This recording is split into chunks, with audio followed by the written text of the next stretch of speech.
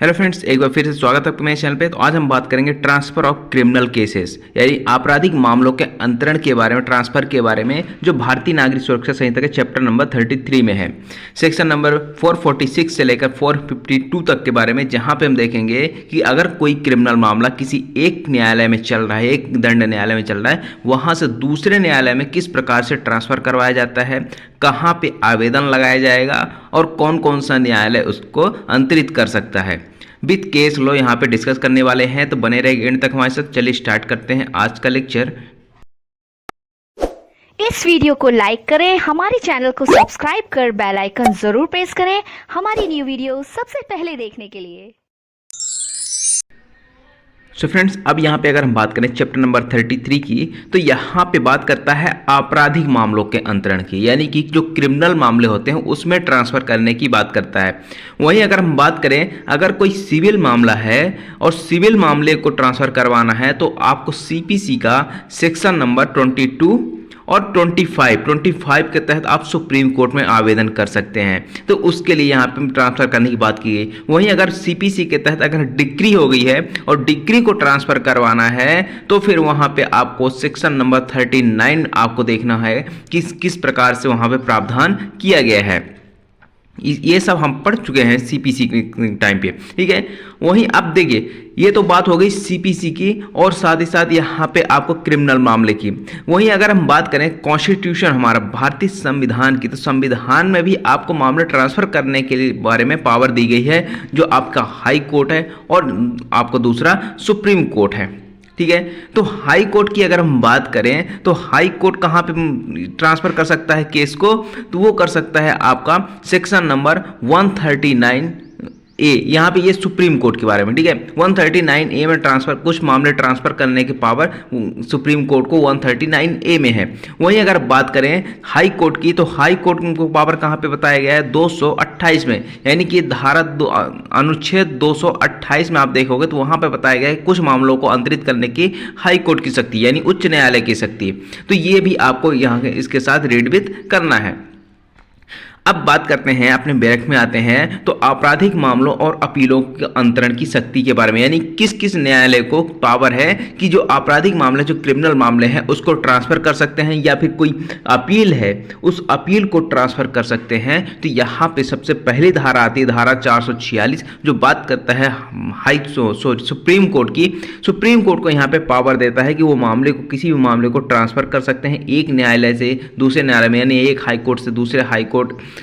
दूसरा आता है आपका धारा 447। धारा 447 ये हाई कोर्ट को पावर देता है कि उसके अधीनस्थ जो कोर्ट है, जो क्रिमिनल कोर्ट है, उससे क्या कर सकते हैं, मामले को एक क्रिमिनल कोर्ट से दूसरे क्रिमिनल कोर्ट में ट्रांसफर कर सकते हैं। अब बात आती है धारा 448 की। इसमें सेशन न्यायाधीश को, यानी कि सेशन न्यायाधीश के यहाँ पे पावर दी है ट्रांसफ़र करने की। वहीं अगर बात करें 451 की, तो यहाँ पे कार्यपालक मजिस्ट्रेट यानी एग्जीक्यूटिव मजिस्ट्रेट को पावर दी गई है, कुछ अपीलों को या कुछ मामलों को जो उसके पास है या उसको ट्रांसफ़र कर सकता है, या फिर किसी और के पास है, उसके अधीनस्थ किसी न्यायालय के पास है, तो उसको अपने पास मंगा सकता है। तो यहाँ पे डीएम और एसडीएम को पावर दी गई है कार्यपालक मजिस्ट्रेट में। अब बात आती है, ये तो होगी अंतरण की। अब बात आती है आपराधिक मामलों को वापस मंगाने की, यानी कि किसी न्यायालय में चल रहा है उसको अपने पास मंगा लेना, या फिर अपने पास मंगाते हुए किसी और को निर्देशित कर देना कि मामला किसी और को निर्देशित किया जाए और वो उसके द्वारा विचारण किया जाए। तो इसके लिए आपको धारा देखनी पड़ेगी, धारा 449, धारा 450 और धारा 452।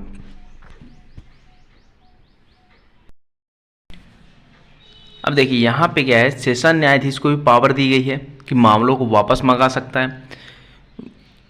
न्यायिक मजिस्ट्रेट को भी यहाँ पे धारा 450 में पावर दी गई है कि कुछ मामलों को वो अपने पास वापस मंगा सकता है। उसके अधीनस्थ कोर्ट जो मजिस्ट्रेट है, उनके पास अगर कोई मामला चल रहा है या अपील चल रही है, तो वहाँ से वापस मंगा सकते हैं। 452 में बात करता है, ये एक अन्य प्रावधान की बात करता है, जहाँ पे कहता है कि कुछ जो ये सेशन न्यायाधीश है, मजिस्ट्रेट हैं, जो मामले को वापस मंगा रहे हैं या फिर किसी मामले को ट्रांसफ़र कर रहे हैं, तो उसके लिए इनको एक कारण को अभिलिखित करना पड़ेगा, यानी कि रीजन को रिकॉर्ड करना पड़ेगा कि क्यों ट्रांसफ़र कर रहे हैं या फिर क्यों ये अपने इस मामले को वापस मंगा रहे हैं। तो यहाँ पे ये सिर्फ इतनी सी बात बताएगी कि इनको अपना रीजन को रिकॉर्ड करना पड़ेगा। एक अन्य प्रावधान की है बात करता है। अब बात करते हैं धारा 446 की, स्टार्ट करते हैं बैरक से। अब यहाँ पे देखिए, जो मामला है वो किसके द्वारा ट्रांसफ़र किया जा रहा है, वो सुप्रीम कोर्ट के द्वारा ट्रांसफ़र किया जा रहा है। मामलों और अपीलों को किस किस चीज़ को, एक तो पहला जो फर्स्ट इंस्टांस कोर्ट में जो मामला संसित होता है वो हो सकता है, या फिर कुछ अपील हैं जो अपील फाइल की गई है, उस अपील को ट्रांसफ़र करने की बात करता है यहाँ पे सुप्रीम कोर्ट के द्वारा। तो आर्टिकल 139A भी यहाँ पे बात करता है कि कुछ मामलों को या फिर अपीलों को ट्रांसफ़र करने की बात करता है। वहाँ पर भी सुप्रीम कोर्ट को पावर दी गई है कि अगर न्याय के हित में यानी न्याय के उद्देश्य के लिए आवश्यक हो तो मामले को ट्रांसफ़र किया जा सकता है।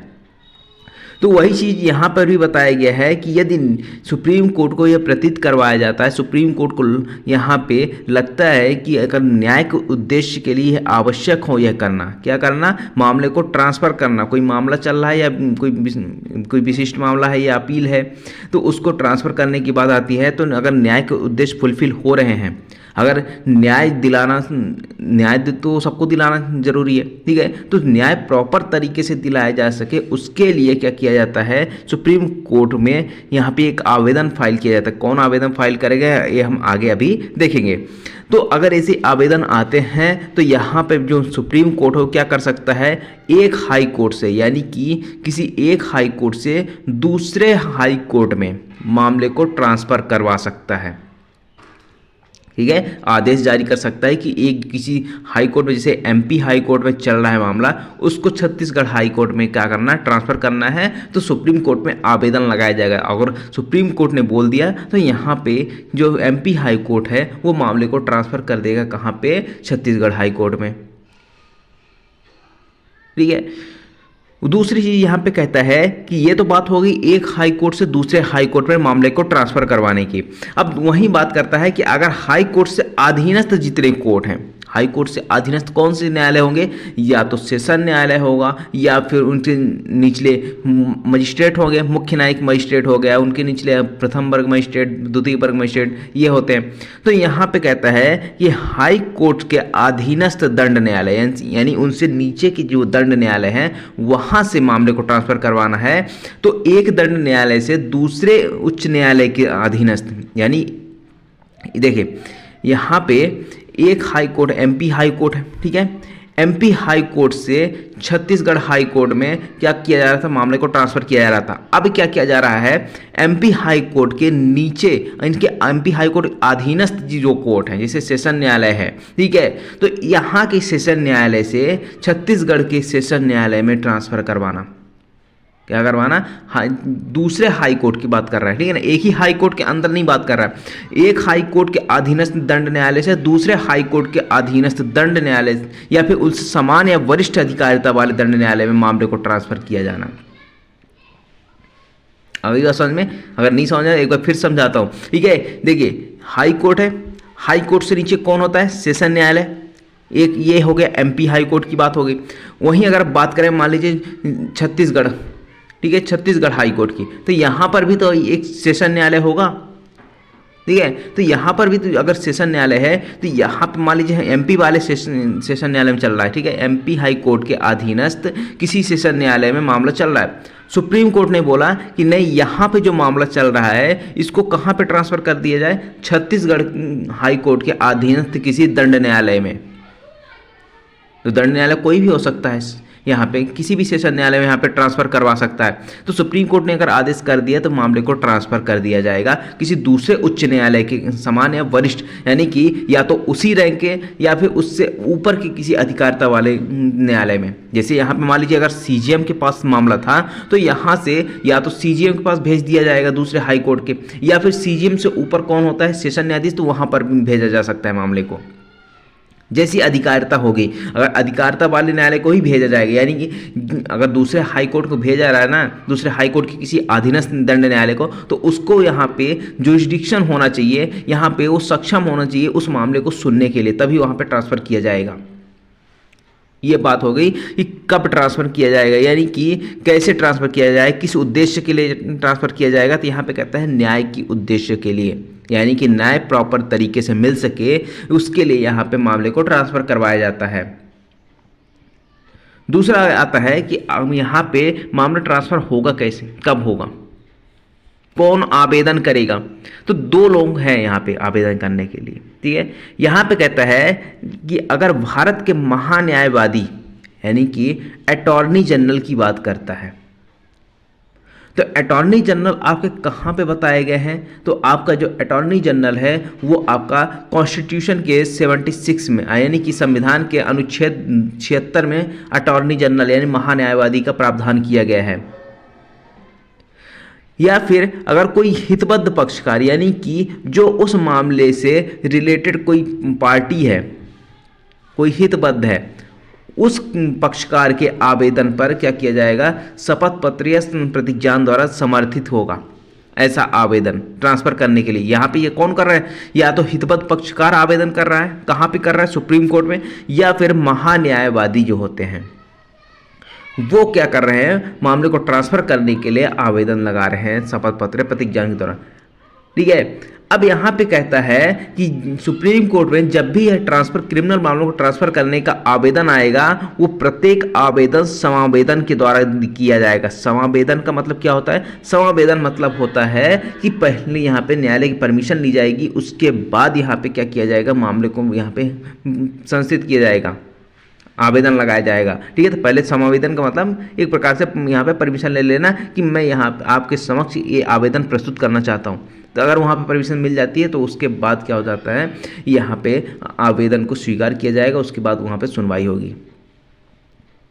यहाँ पे तो ये हो गया कि प्रत्येक आवेदन समावेदन के द्वारा दिया जाए, लेकिन यहाँ पे कुछ यहाँ पे एक्सेप्शन भी बता दिए गए। यहाँ पे कहता है परंतु मान लीजिए जो आवेदक है, जो ट्रांसफ़र करवाने के लिए जो आवेदक है वो भारत के महान्यायवादी हैं या फिर राज्य के महाधिवक्ता हैं, किसी स्टेट के जो महाधिवक्ता है, तो वो क्या करेंगे, अगर वो आवेदन करते हैं तो ऐसे समावेदन की आवश्यकता नहीं होती है, ठीक है। ये हो गया आपका। अब उसके बाद आता है एक प्रतिकर के लिए भी। अब जैसे मान लीजिए ए ने क्या किया, एक आवेदन लगा दिया सुप्रीम कोर्ट में कि हमें मामला ट्रांसफ़र करवाना है। किसके विरुद्ध मामला चल रहा था, बी के विरुद्ध मामला चल रहा था। तो यहाँ पे ए पहुँच गया सुप्रीम कोर्ट कि मुझे मामला ट्रांसफ़र करवाना है किसी दूसरे हाई कोर्ट में, ठीक है। अब सुप्रीम कोर्ट ने उस मामले को सुना और सुनने के बाद सुप्रीम कोर्ट को लगा कि नहीं, ऐसा जो आवेदन किया गया था तुच्छ तंग करने वाला था, कोई मतलब का नहीं था ऐसा आवेदन। तो जो सुप्रीम कोर्ट है ना, तो यहाँ पे प्रतिकर के लिए भी आदेश कर सकता है कि जो ए है, ए ने अगर बी को परेशान करने के लिए, यानी उस आवेदन का जो विरोध करने वाला व्यक्ति है, ठीक है, जैसे बी ही होगा, अगर ए आवेदन कर रहा है ट्रांसफ़र करने का तो बी यहाँ पे विरोध करेगा कि ट्रांसफ़र नहीं किया जाए, ठीक है। तो यहाँ पे अगर सुप्रीम कोर्ट ने उस आवेदन को खारिज कर दिया तो प्रतिकर का आदेश किसके लिए देगा, यहाँ पे ए को देगा कि आप भैया आप क्या करो, आप जितना भी रुपए यहाँ सुप्रीम कोर्ट बोलेगा प्रतिकर के रूप में, उतना क्या करना होगा, बी को देना होगा, यानी ए किसको देगा, बी को, ठीक है। अब यहाँ पे ये जो प्रतिकर की राशि है वो डिसाइड नहीं है, यहाँ पे बस इतना लिख दिया गया है कि जो प्रतिकर की राशि उतनी होगी जितने मामले की परिस्थितियों में उचित हो। पहले आप देखोगे सीआरपीसी में, तो सीआरपीसी में फिक्स था, अधिकतम 1000 रुपये तक का जो यहाँ पे प्रतिकर का आदेश किया जा सकता था, हाई कोर्ट के लिए भी और सुप्रीम कोर्ट के लिए भी यही था। अब यहाँ पे क्या कर दिया गया है, अब इसको चेंज कर दिया गया है। अब प्रतिकर की राशि यहाँ पे नहीं बताई है, प्रतिकर की राशि इतनी बताई गई है कि मामले की परिस्थितियों के अनुसार जो भी सुप्रीम कोर्ट को लगे वो यहाँ पे क्या कर सकते हैं, प्रतिकर की राशि डिसाइड कर सकते हैं। ठीक है, अब उसके बाद देखिए केस है, 2 केस है। पहला केस आता है आपका राजकुमार साबू वर्सेस साबू ट्रेड प्राइवेट लिमिटेड 2021 का मामला है।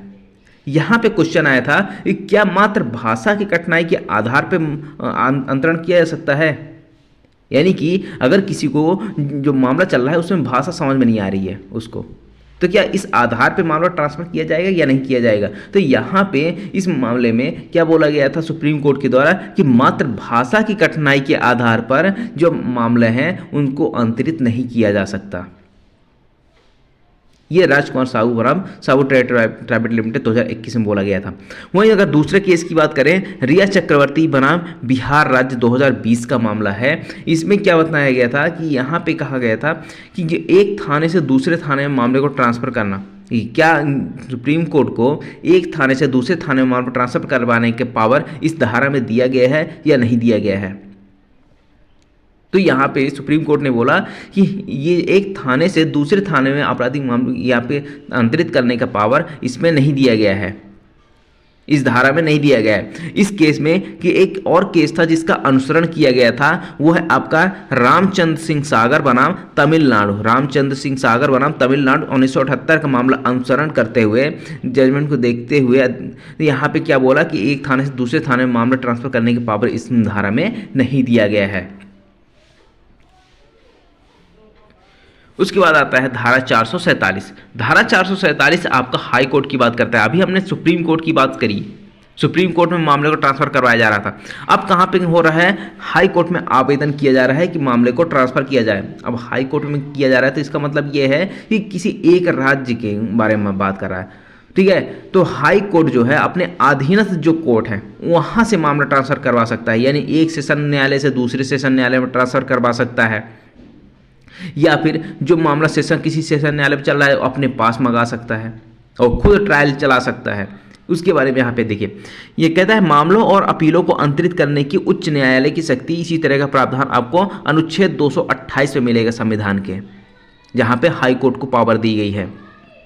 आप एक बार वहाँ पे जाके जरूर देखिएगा। ठीक है, अब बात करते हैं जब कभी उच्च न्यायालय को यह प्रतीत कराया जाता है, यानी कि जब हाई कोर्ट को यहाँ पे प्रतीत कराया जाएगा, यानी उसको आवेदन लगा के या फिर अन्यथा किसी तरह की जानकारी हो जाती है कि वहाँ पे उसके अधीन, यहाँ पे अब 3 ग्राउंड्स बताए गए हैं कि कब मामले को ट्रांसफ़र कर दिया जाएगा।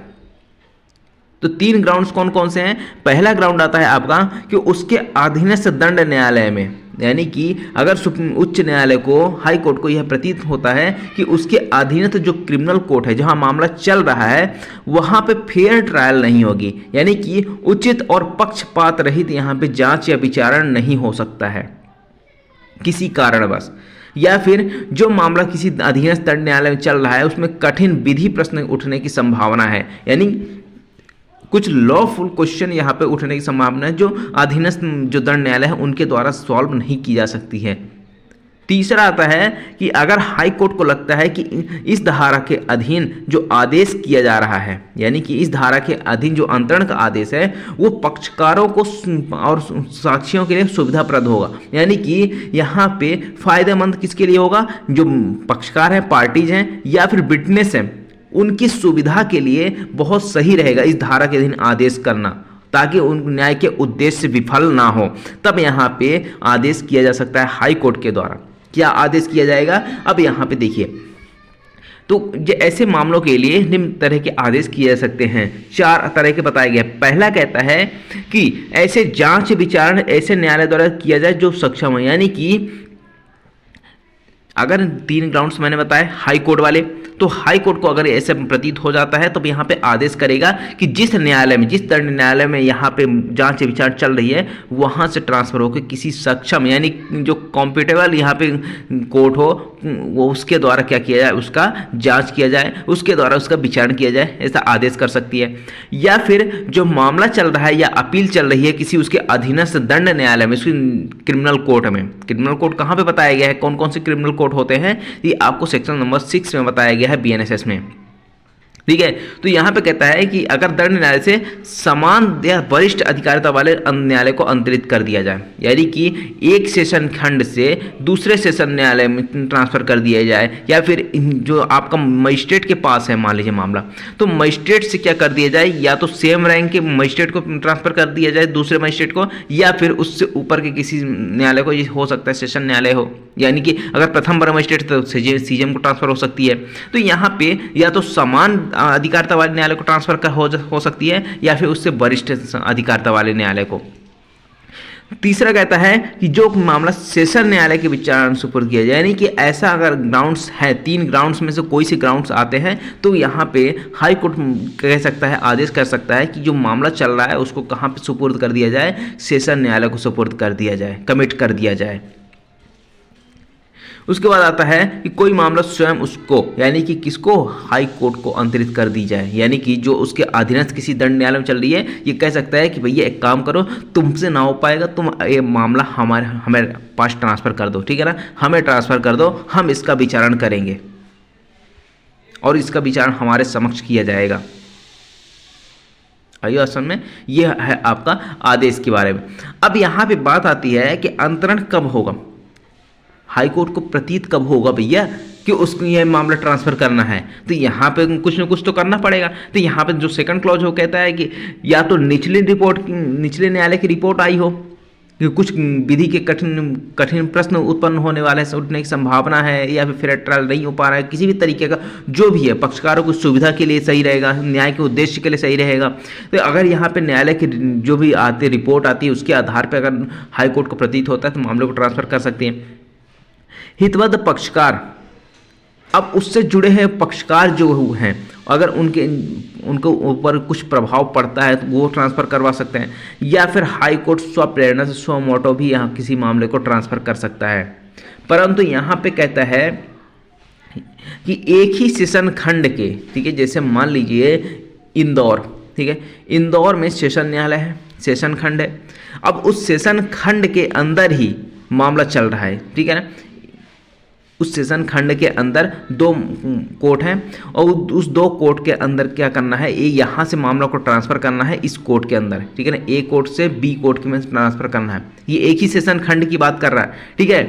तो यहाँ पे अगर एक ही सेशन खंड के अंदर मामला ट्रांसफ़र करवाना है हाई कोर्ट के द्वारा, तो फिर यहाँ पे कहता है कि उच्च न्यायालय से आवेदन तभी किया जाएगा जब ऐसा अंतरण का आवेदन इस सेशन न्यायाधीश को किया गया था और उसके द्वारा नामंजूर कर दिया गया है, ठीक है। यानी कि एक ही सेशन खंड के अंदर, एक ही सेशन न्यायालय के अंदर जो मजिस्ट्रेट हैं या फिर अपर सेशन न्यायाधीश हैं, वहाँ पे अगर मामले चल रहे हैं, ठीक है, तो मामले को ट्रांसफ़र करने की बात आती है, तो अगर यहाँ पे सबसे पहले कहाँ पे आवेदन किया जाएगा, उसी सेशन न्यायालय में किया जाएगा। अगर सेशन न्यायालय ने नामंजूर कर दिया है, आवेदन को खारिज कर दिया, तब फिर आप हाई कोर्ट जा सकते हो, डायरेक्ट आप हाई कोर्ट नहीं जा सकते हो। ये असल में ये हो गया आपका। उसके बाद आता है उपधारा 3। उपधारा 3 क्या कहता है कि जो उपधारा 1 के अधीन प्रत्येक आवेदन किया जा रहा है वो समावेदन द्वारा किया जाएगा। समावेदन क्या होता है अभी हम बता चुके हैं, न्यायालय की इजाजत लेना, ठीक है, जो उस दशा के सिवाय जब आवेदक राज्य का महाधिवक्ता हो, शपथ पत्र प्रतिज्ञान द्वारा समर्थित होगा, ठीक है।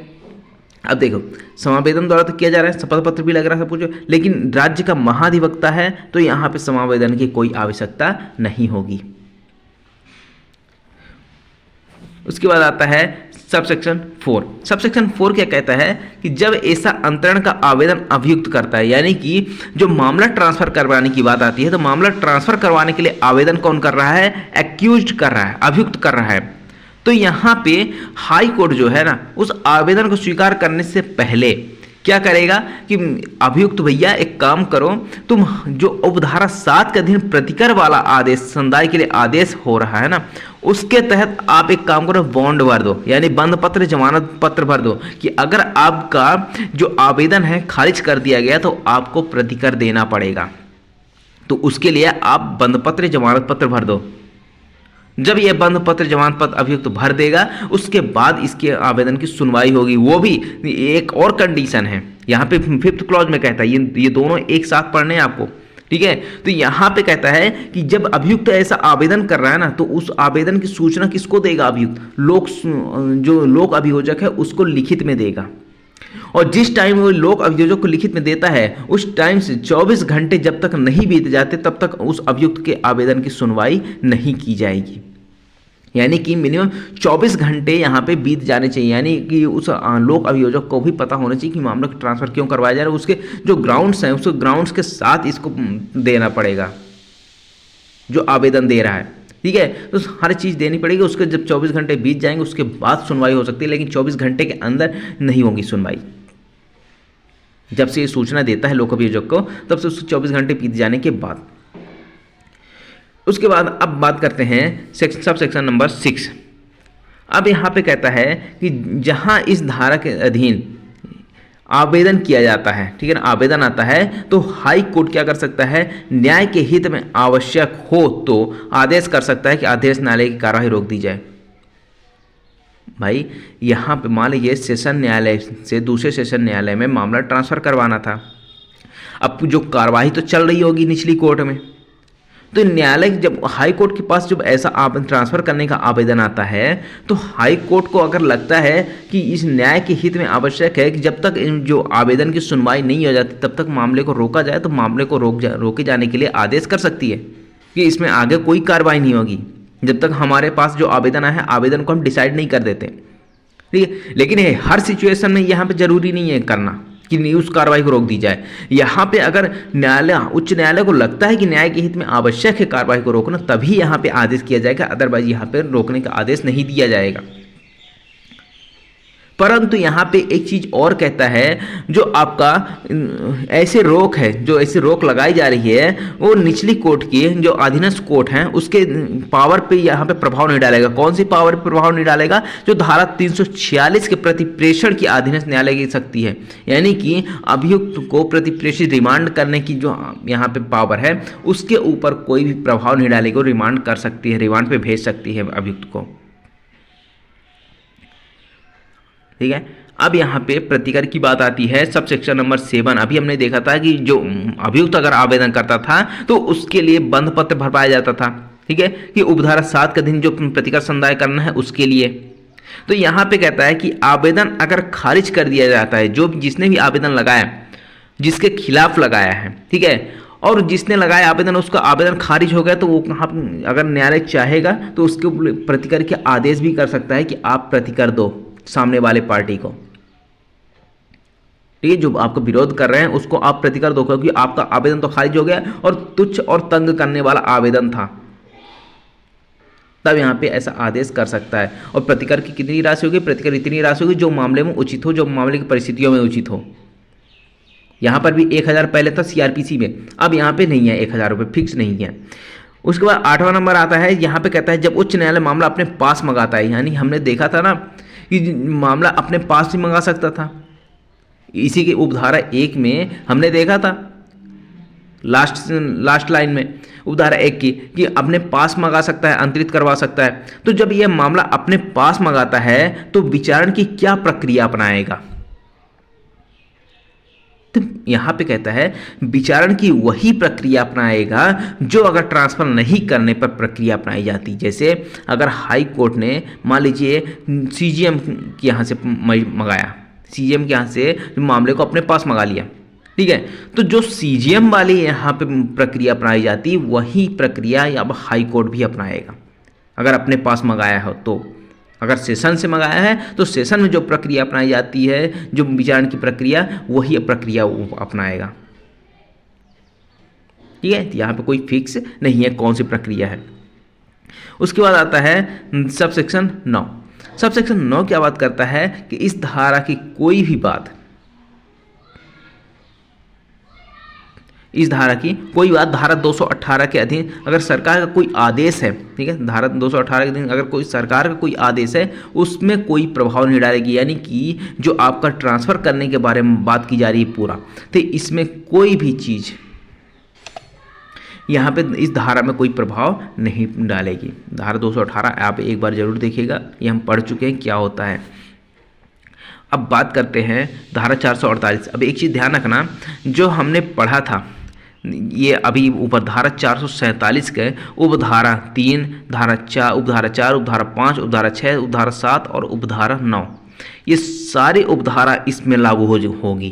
कहाँ पे? इस सेशन न्यायाधीश वाले में भी लागू हो जाएंगी, अभी हम पढ़ेंगे। ठीक है, तो यहाँ पे कहता है कि जो सेशन न्यायाधीश मामलों और अपीलों को अंतरित करने की सेशन न्यायाधीश की शक्ति है, तो अगर इसको भी न्याय के उद्देश्य के लिए, इस सब में न्याय के उद्देश्य के लिए है, ये अगर न्याय के उद्देश्य से न्याय दिलाना है, न्याय विफल ना हो, तो उसके लिए अगर यह प्रतीत होता है तो सेशन न्यायाधीश क्या कर सकता है, उसके सेशन खंड में के एक दंड न्यायालय से दूसरे दंड न्यायालय में अंतरित कर सकता है।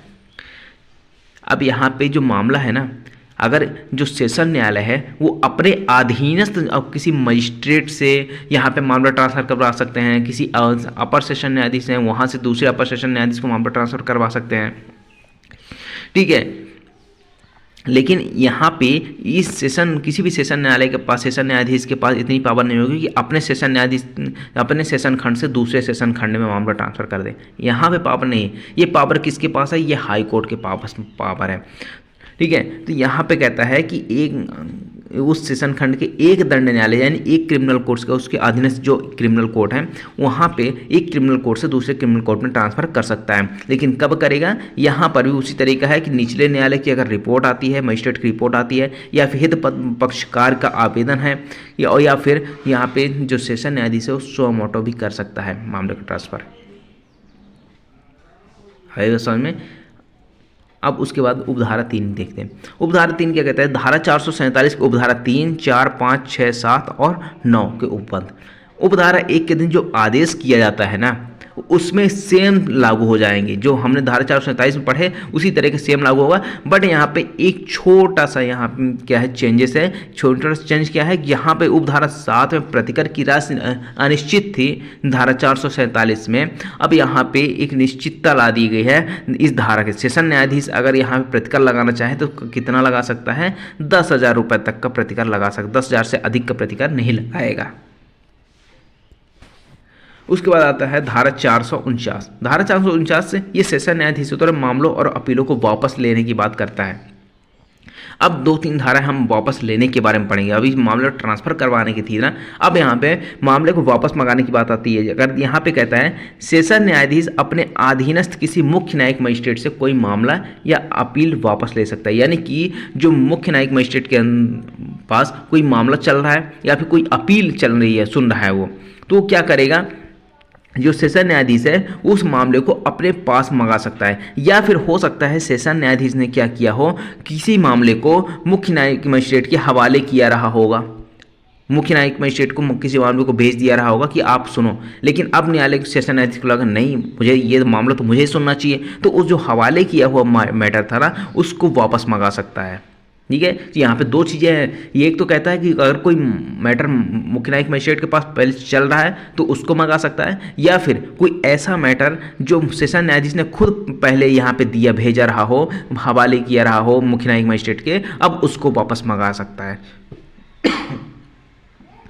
दूसरा यहाँ पे सबसे क्या कहता है कि सेशन न्यायाधीश द्वारा अपर सेशन न्यायाधीश के हवाले किए गए। यानी कि अगर सेशन न्यायाधीश ने कोई ऐसा मैटर है, कोई मामला था जो अपर सेशन न्यायाधीश के, एडिशनल सेशन जज के यहाँ ट्रांसफ़र किया था, उसके हवाले किया था मामले की सुनवाई के लिए, तब यहाँ पे क्या कर सकता है?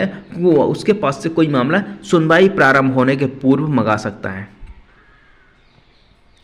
तीसरा आता है कि अब जब यहाँ पे उपधारा 1 या उपधारा 2 के दिन मामले को वापस मंगाया जा रहा है ना, तो वहाँ पे वापस मंगाने के बाद या जो सेशन न्यायाधीश या तो स्वयं सुनवाई कर सकता है, स्वयं विचारण कर सकता है, जांच विचार, या फिर किसी अन्य न्यायालय को क्या कर सकता है? अंतरित कर सकता है कि भैया आप एक काम करो, आप अब इस मामले को सुनो।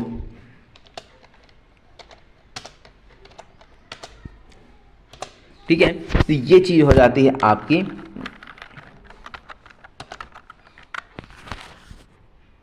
उसके बाद आता है आपका नेक्स्ट धारा 450। धारा 450 किसके बारे में बात करता है? न्यायिक मजिस्ट्रेट द्वारा मामले को वापस मंगाया जाना। अब यहाँ पे मुख्य न्यायिक मजिस्ट्रेट को पावर दे दी गई है।